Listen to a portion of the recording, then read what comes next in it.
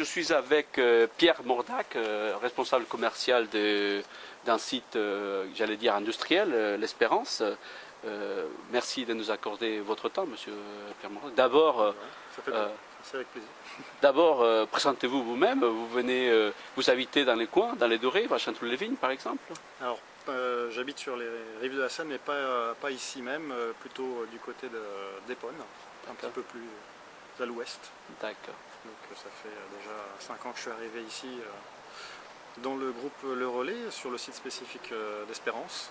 J'ai commencé par être responsable de production sur le site d'Espérance, sur du conditionnement. Et ça fait 2 ans que je fais responsable commercial. Justement, alors on a découvert que vous êtes innovant. Vous avez reçu récemment l'honneur, un prix concernant les Travail des femmes. Travail des femmes. Alors racontez-moi, qu'est-ce que ça vous a fait pour gagner? D'abord, comment vous avez perçu ces prix? Est-ce que c'est quelque chose qui vous honore, qui vous fait plaisir? Un prix, ça fait toujours plaisir. Mais non, c'est surtout la reconnaissance d'un travail qui est fait ici naturellement. Parce que c'est vrai que l'activité même de ce qu'on fait chez nous, que ce soit aussi sur le relais, elle est plus facilement tournée vers les femmes. Parce que historiquement, dans la communauté d'agglomération, c'était plus simple de faire travailler des hommes parce qu'il y avait Peugeot, il y avait Renault. Donc ils n'avaient pas trop de mal à trouver du travail. Maintenant, pour les femmes, ça a toujours été plus compliqué. Et ici, les emplois ont toujours été tournés vers les femmes sur le site du relais pour vendre en boutique, pour trier des vêtements, comme ici pour travailler dans le reconditionnement parce que c'est du travail minutieux. Parce qu'il faut être courageux, parce qu'il faut envie d'avoir un travail et de toucher un salaire. Et ça correspondait à pas mal de ces points-là. Avant d'évoquer l'action que vous menez pour l'insertion et aussi pour l'insertion plutôt économique, oui. Parlez-moi un petit peu de site, d'une manière factuelle. Combien de mètres carrés? Qu'est-ce que vous faites exactement? Combien de salariés? Expliquez-moi un petit peu plus. Alors, on a 5000 mètres carrés. Oui. Donc on va prendre des choses très techniques qui sont dédiées au reconditionnement. Donc ça veut dire quoi? Ça veut dire qu'on reçoit des produits, n'importe quel type de produit, qu'on va façonner, qu'on va mettre en valeur dans des offres promotionnelles. Donc ça va être aussi bien des têtes de gondole que vous allez retrouver dans les magasins. Donc on fait ça pour le groupe La Fosse de Cosmétiques. On fait ça pour L'Oréal. Donc on va monter des meubles de têtes de gondole, les remplir avec leurs produits, que ce soit des produits unitaires ou des lots de 2 ou de 3. Et ils vont être conditionnés ici même pour être envoyés sur toute la France. Combien de clients vous disposez? Ce sont des clients de toute la France ou c'est 2 ou 3 clients spécifiques? Alors on a aussi bien des clients qui vont être dans la zone industrielle comme l'un des plus lointains qu'on ait eu, c'est des gens qui étaient basés à Toulouse. D'accord.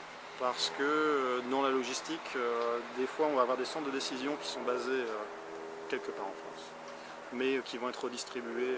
Pour le cas du client de Toulouse, la marchandise devait finir à Trappes. Donc il l'a envoyé chez nous pour conditionnement, et ensuite on devait organiser le transport de Trappes, d'ici à Trappes. C'est pour ça qu'on s'est retrouvé à être bien placé pour lui. Donc parfois vous êtes les chaînons manquants pour la livraison, quoi. La nature même de nos activités, de façonnage. Voilà, on est un chaînon manquant, on est un chaînon sur lequel les délais doivent être raccourcis parce qu'on va être la dernière étape avant la mise en magasin des produits. C'est nous qui devons faire un petit kit avec un petit kit promotionnel, c'est ce qui nous arrive beaucoup pour L'Oréal. On a un kit à faire avec 2-3 produits avant qu'ils puissent être vendus dans le cadre d'une offre promotionnelle de lancement des produits.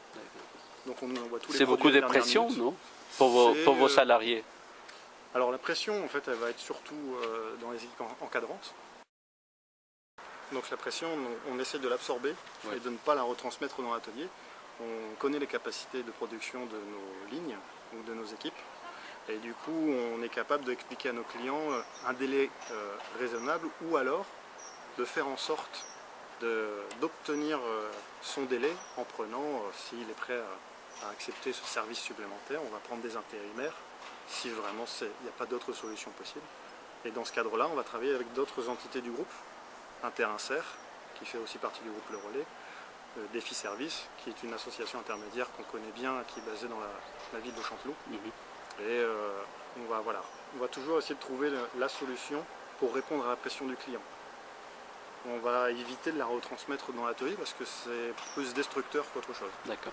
Et c'est une activité qui marche malgré la crise. Et quelles sont les perspectives d'activité économique et de travail d'ici à 2-3 ans? Alors, c'est une activité qui a beaucoup marché. On va remonter jusqu'en 2008, l'année forte. 2009, avec le début de la crise a été très très difficile parce qu'on a perdu quand même 50% de chiffre d'affaires. Et entre-temps, on a, à partir de ce point bas, remonté la pente pour essayer de revenir à un équilibre économique parce que ça n'était plus le cas forcément avec 50% de chiffre d'affaires en moins. Et on y est revenu l'année dernière pour pas grand-chose. Si je dis pas de bêtises, non, c'était il y a 2 ans, on était juste en dessous. L'année dernière, c'était bon. L'année prochaine, cette année, on espère que ce sera le cas aussi.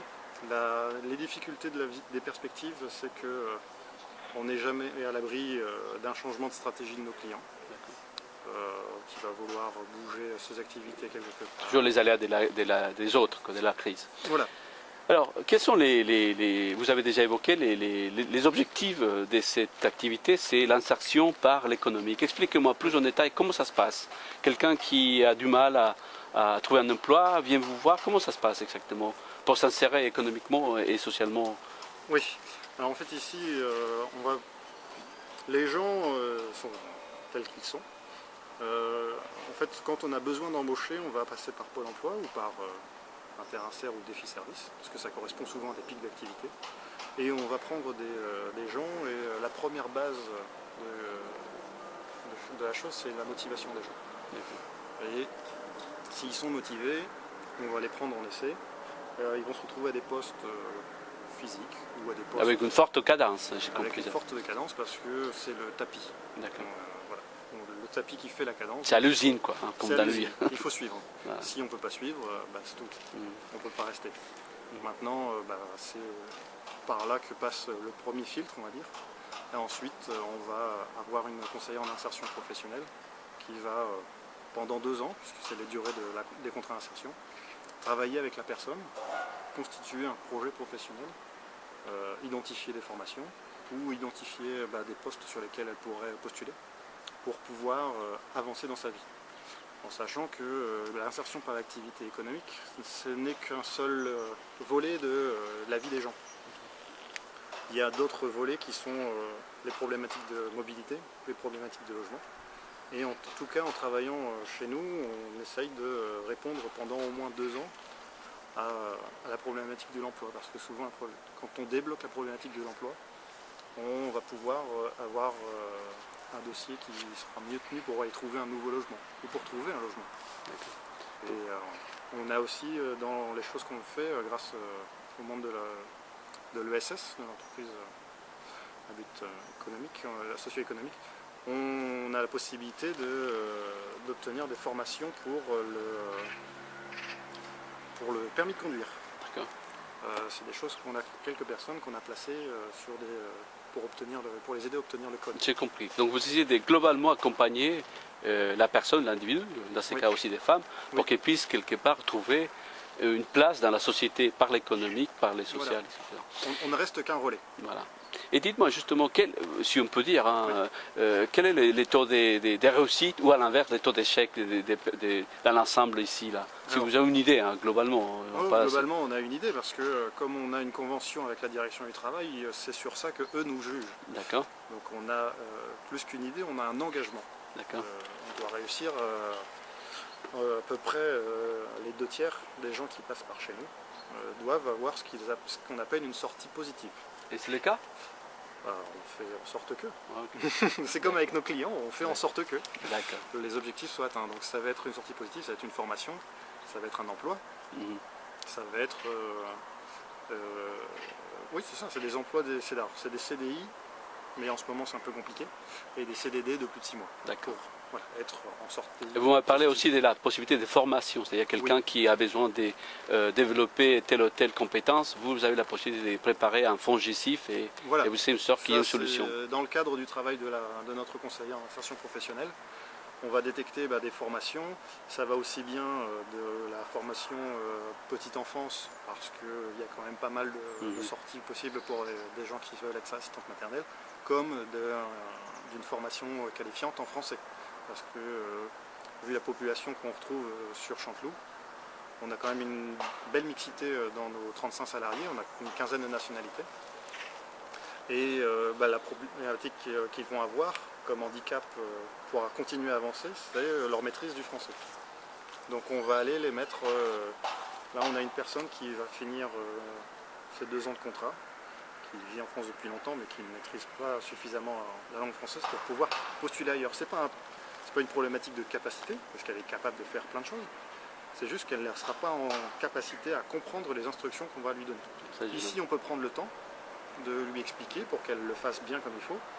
Dans une entreprise classique, vous n'allez pas avoir un chef d'équipe qui va prendre 2 semaines à expliquer par des gestes ou à surveiller ce qu'est en train de faire la personne pour voir si elle a bien assimilé les règles du jeu.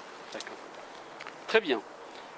Donc on a mieux compris votre activité, on a compris aussi les buts de la manœuvre, c'est-à-dire insérer le plus large nombre par l'économique, avec les articulations que vous avez avec les autres groupes relais. Mais finalement, l'entreprise sociale et solidaire, c'est ça? Sociale et solidaire. Voilà. C'est une sorte de coopérative. Alors oui, on est effectivement, les statuts juridiques d'Espérance sont la SCOP SA, donc avec un conseil d'administration. C'est effectivement une coopérative. C'est ce qui correspond le mieux à notre, on va dire, à notre vie de tous les jours. On a des gens, on est 6 dans le conseil d'administration. J'en fais partie, on a 4 chefs d'équipe qui sont dedans et Monsieur Lutin. Donc et tous les lundis on fait des réunions ensemble pour parler de la production, du commercial, des problématiques qu'on peut rencontrer avec des gens, mais aussi parler de leur désir de formation et de tous les sujets qui peuvent tomber au cours d'une semaine. Donc vous êtes dans votre rôle d'entreprise à part entière. Oui. Qu'est-ce que la différence par rapport à d'autres SARL ou SAS, comme on a l'habitude de dire? Alors, fondamentalement, c'est quoi? Fondamentalement, l'entreprise appartient aux salariés de plus de 5 ans. D'accord. Ils ont 51% des parts de l'entreprise et 75% des droits de vote. Le conseil d'administration est élu par les salariés tous les 4 ans, je crois. Les comptes sont validés par les salariés sociétaires. Donc les sociétaires, c'est ceux qui sont membres de la coopérative.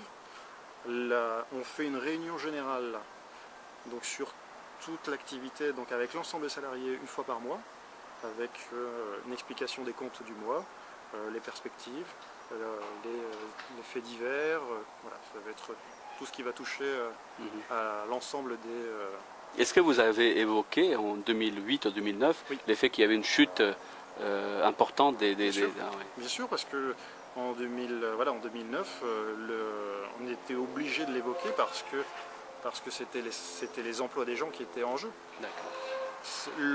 Pourquoi Espérance est toujours là en 2009, c'est parce que le relais a décidé de nous soutenir, parce que jusqu'auparavant ça fonctionnait bien. D'accord. Donc on savait qu'il y avait des perspectives et qu'il fallait relancer la machine. D'accord. Donc le relais, c'est une espèce de fil de sécurité, filtre de sécurité. Là pour le coup, ça a été... De manière solidaire, les 4... Voilà, ça a été l'élan de solidarité du groupe du relais qui nous a permis de continuer. Donc Pierre, je vois que c'est quelque part une manière aussi de traverser une crise sans précédent dans notre pays, être dans l'économique et être aussi solidaire. Oui. Pour terminer, qu'est-ce que vous voudriez que si on était capable d'échanger quelque chose pour vous, qu'est-ce que vous vouliez un certain nombre d'entrepreneurs disent on paye trop d'impôts, on fait passer ci, c'est cela, simplification. Vous, en tant qu'entrepreneur aussi, quel est le souhait que vous essayez d'envoyer aux autorités? nous autoriser. D'une manière générale, hein. On va pas changer les temps. Non, non nous, à notre niveau, non, on est très petit. La seule chose qu'on peut souhaiter pour nous, c'est que plus on trouve de clients, plus on va pérenniser des gens dans l'emploi. C'est la raison d'être de l'entreprise. Donc si ce message-là peut être compris par l'ensemble des personnes qui s'intéressent à notre entretien, il ne faut pas hésiter à venir nous visiter, à venir voir ce qu'on fait. On va faire des portes ouvertes le 12 et le 14. C'est en train de s'organiser. Novembre de 2014. Et voilà, le but du jeu, c'est effectivement plus on va pouvoir plus on va avoir de chiffre d'affaires, plus on va pouvoir créer des emplois. Bon, je vous le souhaite en tout cas et merci de nous avoir accordé votre temps.